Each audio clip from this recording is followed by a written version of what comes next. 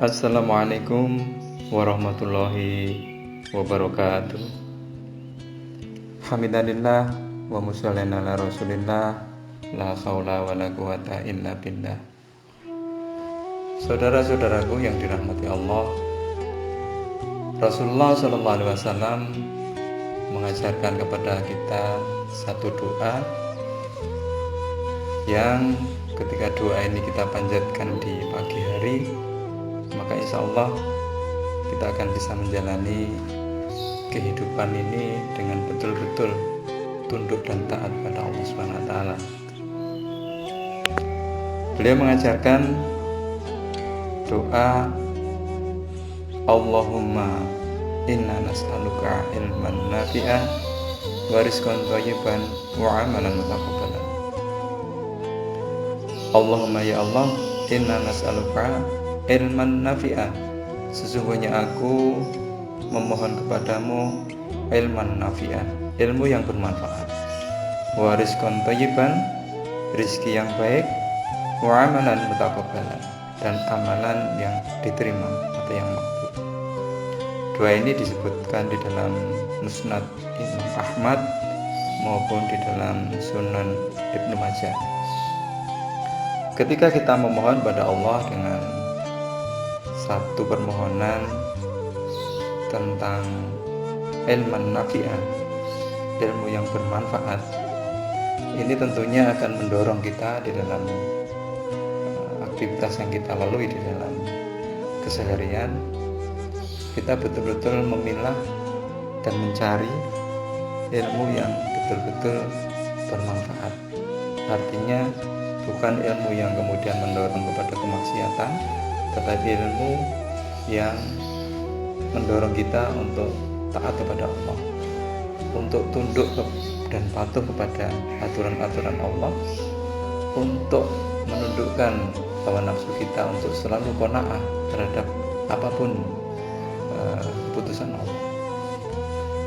Ilmu ini bukan banyak-banyakan referensi, juga bukan keren-kerenan TikTok, tapi ilmu ini adalah ilmu-ilmu yang betul-betul bisa diterapkan dalam keseharian, yang langsung punya efek meningkatkan ketakwaan kita pada Allah.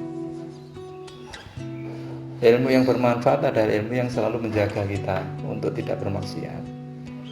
Ilmu yang bermanfaat adalah ilmu yang menghalangi kita untuk bersikap sombong.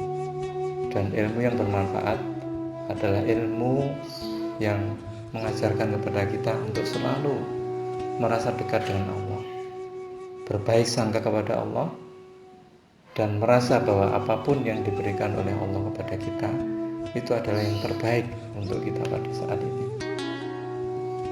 Jadi kita bisa melihat kalau kemudian kita mempelajari sesuatu, memiliki ilmu sesuatu, tapi dengan ilmu itu membuat kita menjadi merasa lebih pintar dari yang lain, merasa lebih mampu dari yang lain, merasa lebih dibanding yang lain, maka sebenarnya ilmu ini justru ada sesuatu yang perlu kita perhatikan di sana. Bisa jadi bukan ilmu yang bermanfaat, tapi ilmu yang justru akan menjadikan kita jauh dari Allah Subhanahu wa taala. Makanya ketika kita berdoa dengan ini, mudah-mudahan Allah menjaga kita untuk selalu agar kita mendapatkan ilmu yang bermanfaat. Yang kedua, Rasul juga mengajarkan kita minta kepada Allah rizqan thayyiban, rizki yang baik. Rizki yang baik adalah rizki yang penuh dengan keberkahan.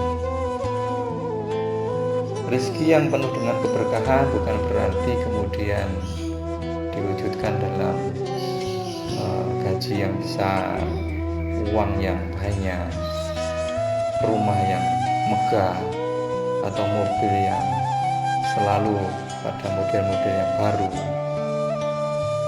makanan-makanan lezat dan sebagainya, bukan. Tapi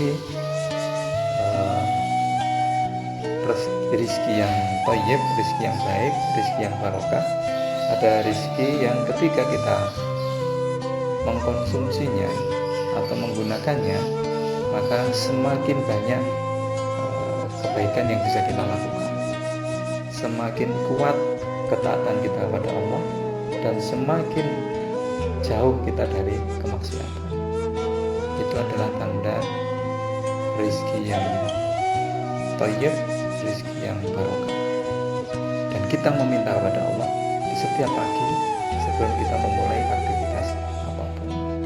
Maka insya Allah ketika kita kemudian melakukan aktivitas pekerjaan, mencari nafkah, selalu kita akan ingat bahwa yang kita cari adalah rezeki yang thayyiban, rezeki yang barokah.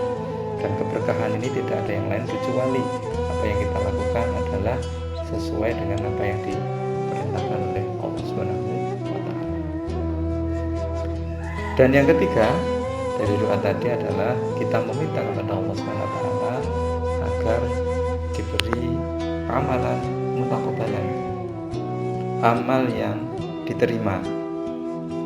Amal yang diterima ini adalah bukan amal yang sia-sia, bukan amal yang karena riya, dan juga bukan amal karena kita ingin dipandang sebagai orang yang soleh di kalangan manusia. Tapi betul-betul amal yang kita lakukan ikhlas lillahi ta'ala. Itu dari sisi niatnya. Dan yang kedua, bahwa apa yang kita lakukan ini sesuai dengan apa yang diajarkan oleh Rasulullah Muhammad SAW.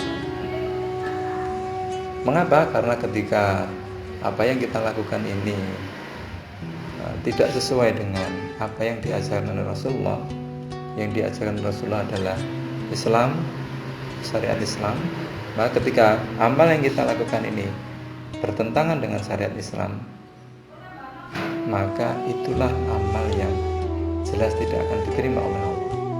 Tapi ketika amal yang kita lakukan ini adalah sesuai dengan perintah atau syariat Islam, memang diperintahkan oleh Allah dan Rasulnya, disitulah letak amalan mutaqabbalan.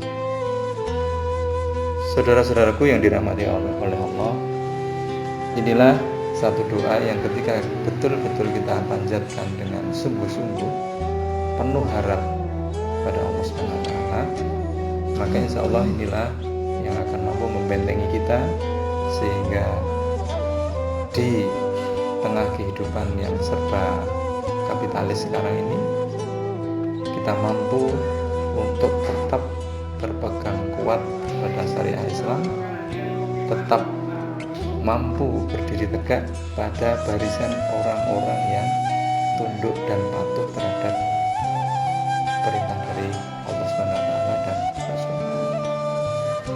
Mudah-mudahan bermanfaat, dan mudah-mudahan dengan doa ini Allah memberikan mengijabahi, dan Allah selalu menjaga kita untuk menjadi hamba-Nya yang saleh. Bila taufiq wal hidayah. Assalamualaikum warahmatullahi wabarakatuh.